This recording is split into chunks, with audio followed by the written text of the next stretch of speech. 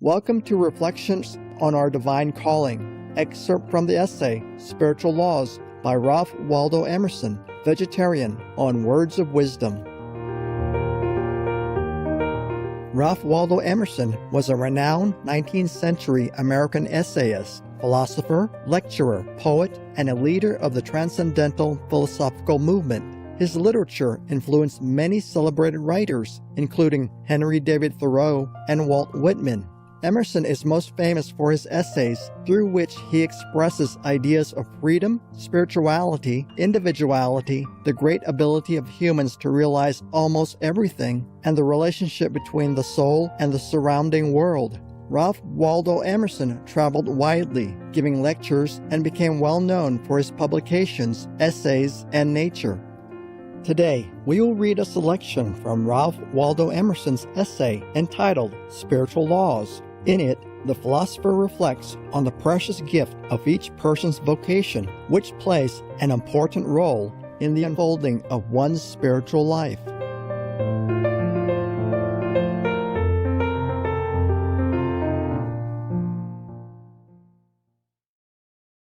Spiritual Laws. I say, do not choose, but that is a figure of speech by which I would distinguish what is commonly called choice among men, and which is a partial act, the choice of the hands, of the eyes, of the appetites, and not a whole act of the man. But that which I call right or goodness is the choice of my constitution, and that which I call heaven, and inwardly aspire after, is the state or circumstance desirable to my constitution, and the action which I, in all my years, tend to do, is the work for my faculties. We must hold a man amenable to reason for the choice of his daily craft or profession. It is not an excuse any longer for his deeds, that they are the custom of his trade. What business has he with an evil trade? Has he not a calling in his character?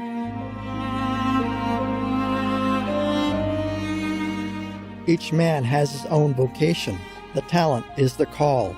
There is one direction in which all space is open to him. He has faculties silently inviting him thither to endless exertion. He is like a ship in a river. He runs against obstructions on every side but one. On that side, all obstruction is taken away, and he sweeps serenely over a deepening channel into an infinite sea. This talent and this call depend on his organization, or the mode in which the general soul incarnates itself in him. He inclines to do something which is easy to him, and good when it is done, but which no other man can do. He has no rival.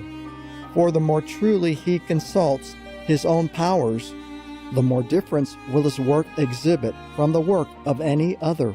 His ambition is exactly proportioned to his powers. The height of the pinnacle is determined by the breadth of the base. Every man has this call of the power to do somewhat unique, and no man has any other call. The pretense that he has another call, a summons by name, and personal election, and outward signs that mark him extraordinary, and not in the role of common men, is fanaticism, and betrays obtuseness to perceive that there is one mind in all the individuals, and no respect of persons therein.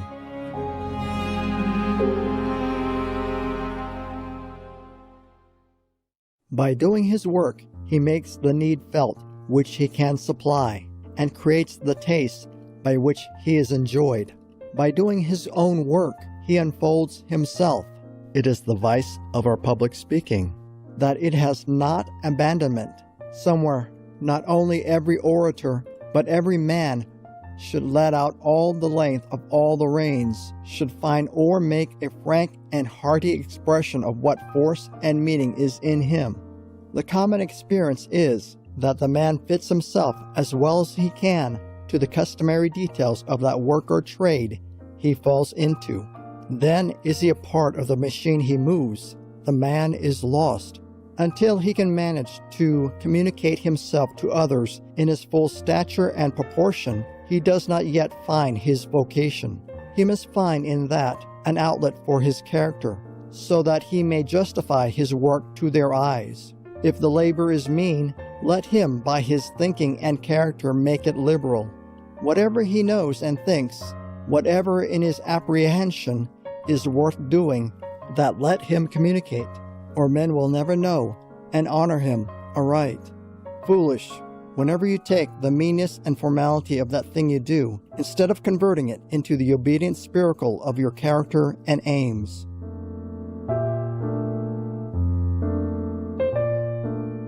We like only such actions as have already long had the praise of men, and do not perceive that anything man can do may be divinely done. What we call obscure condition or vulgar society is that condition and society whose poetry is not yet written, but which you shall presently make as enviable and renowned as any. In our estimates, let us take a lesson from kings, the parts of hospitality, the connection of families, the impressiveness of death, and 1,000 other things. Royalty makes its own estimate of, and a royal mind will. To make habitually a new estimate, that is elevation. What a man does, that he has. What has he to do with hope or fear? In himself is his might. Let him regard no good as solid, but that which is in his nature, and which must grow out of him as long as he exists. The goods of fortune may come and go like summer leaves. Let him scatter them on every wind as the momentary signs of his infinite productiveness. He may have his own, a man's genius, the quality that differences him from every other, the susceptibility to one class of influences, the selection of what is fit for him, the rejection of what is unfit, determines for him the character of the universe. A man is a method, a progressive arrangement, a selecting principle, gathering his like to him wherever he goes. He takes only his own out of the multiplicity that sweeps and circles round him. He is like one of those booms which are set out from the shore on rivers to catch driftwood, or like the lodestone amongst splinters of steel. Those facts, words, persons, which dwell in his memory, without his being able to say why, remain, because they have a relation to him not less real for being as yet unapprehended. They are symbols of value to him, as they can interpret parts of his consciousness, which he would vainly seek words for in the conventional images of books and other minds. What attracts my attention shall have it, as I will go to the man who knocks at my door, whilst 1,000 persons as worthy go by it to whom I give no regard. It is enough that these particulars speak to me, a few anecdotes, a few traits of character, manners, face, a few incidents, have an emphasis in your memory out of all proportion to their apparent significance. If you measure them by the ordinary standards, they relate to your gift. Let them have their weight, and do not reject them, and cast about for illustration and facts more usual in literature. What your heart thinks great is great. The soul's emphasis is always right.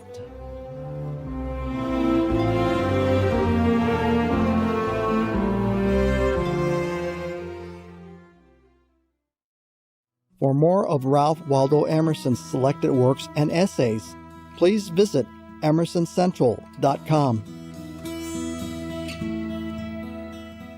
Gallant viewers, it was an honor to be in your kind presence for today's Words of Wisdom entitled Reflections on Our Divine Calling, excerpt from the essay Spiritual Laws by Ralph Waldo Emerson, vegetarian.